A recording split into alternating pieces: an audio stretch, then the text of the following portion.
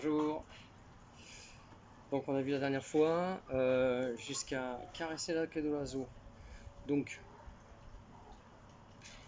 vous avez la petite vidéo à chaque fois pour accrocher les wagons. Hein. En partant de caresser la queue de l'oiseau, ici, hein, côte flottante, on va devoir aller sur ce côté-là.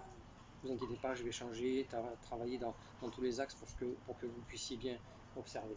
Donc notre regard qui est devant. Le coup arrive sur le côté. Donc le regard va sur le côté. Important notre regard. Toujours important. Il doit suivre l'action. Pareil. Donc là, on a le même travail. Les doigts plongent parce qu'en réalité, le point qui arrive ici, on ne va pas juste le dégager comme ça. Il va falloir choquer. On choque avec ça. C'est ça ce travail. D'accord? Donc, pareil. C'est pour ça que mes doigts vont plonger. Et pareil, cette main, cette fois-ci, c'est l'opposé de celui qu'on avait fait tout à l'heure. Ok, hein, là, c'est à droite, gauche, droite. On a le pivot. N'oubliez pas, le pivot, j'ai peut-être oublié, c'est sûr même, de vous parler du pivot du bol du pied dans l'autre vidéo. Donc ici, on s'enracine, on est enraciné, donc jambe gauche, on est donc arc et flèche, d'accord, avant gauche. Pivot du bol du pied droit. Ça m'amène la hanche droite devant. Je me retrouve face. Il faut bien ressentir ce pivot qui propulse tout le corps. D'accord? Pivot. Je suis enraciné 100% jambe gauche pour pouvoir faire mon pas à droite. Et là, hein, vous voyez ma main droite en extérieur. La main gauche va passer, la paume de main gauche passe au niveau poignet. Et on vient de double pareil. Là ici. Donc, j'étais ici, caresser la queue de l'oiseau. Je me retrouve avec la poussée, hein, vous voyez, bol du pied droit.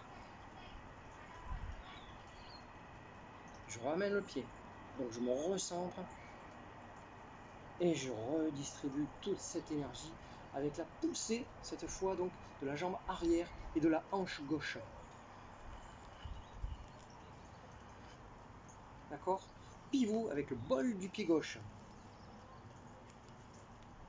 J'envoie là, je pousse. D'accord? Donc, caresser la queue de l'oiseau, bol du pied droit, je ramène, bol du pied gauche. Ici, contraction des fessiers. Parce que lorsque je suis là, j'ai avec ce pas en avant, arc et flèche, d'accord, j'ai une rétroversion du bassin ici. Ça me permet avec la rétroversion du bassin de remplir la cambrure ici. Ok, je remplis cette cambrure, j'étire la colonne vertébrale par la nuque et le haut là de la tête. Hein, ce dessus là, hein, ce point là-haut, hein, on doit l'envoyer vers le ciel. Hein, on est tenu, c'est léger, on tire le haut, d'accord. On va vraiment étirer la colonne vertébrale dans ce sens, étaler le dos par les omoplates, hein, étaler le dos ici. Et au niveau lombaire, on a la rétroversion du bassin qui nous tire le dos vers le sol. Le coccyx va descendre vers le sol. Donc attention, on ne va pas se douter.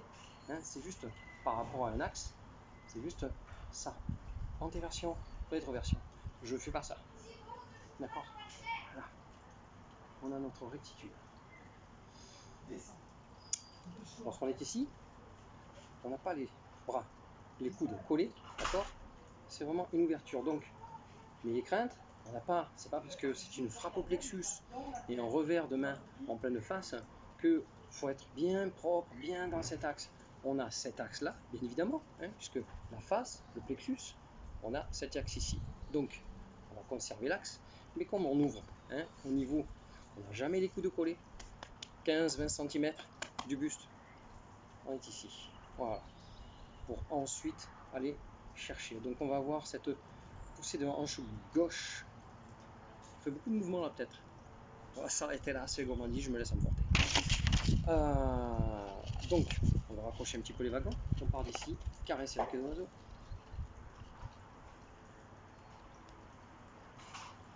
Double pareil.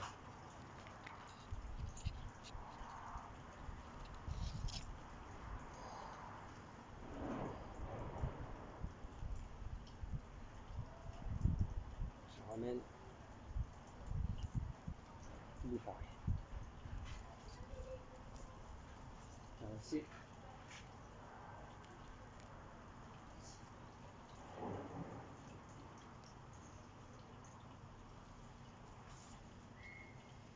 Travaillez bien, bon courage.